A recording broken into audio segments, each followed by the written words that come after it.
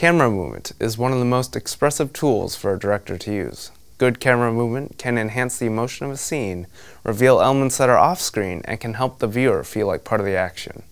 Since it is such a powerful tool, it is very important to know the types of camera movements available as well as the proper time to use them.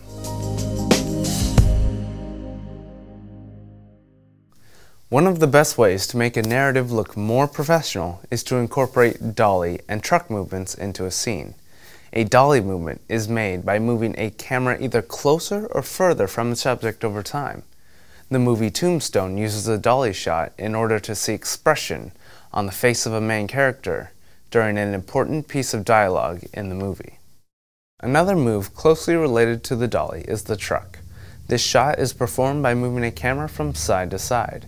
Movies such as The Dark Knight use this camera move to set the pace of a scene.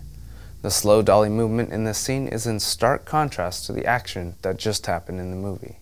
This allows the audience to know that the pace has become more relaxed in this scene. Other movies such as Saving Private Ryan use this movement to follow characters as they move away from the camera and to reveal elements in the foreground that help you gain insight into the story. Dolly moves are most often performed using either a wheeled dolly, a track dolly, or a sliding dolly, depending on the size of the set and the amount of equipment being used. Wheeled and track dollies are great for heavy camera equipment, which operators can sit or stand next to, while slider dollies are great for smaller cameras and shorter moves. Also, tabletop dollies are useful for getting smooth shots from low to the ground or product shots that are placed on a smooth surface.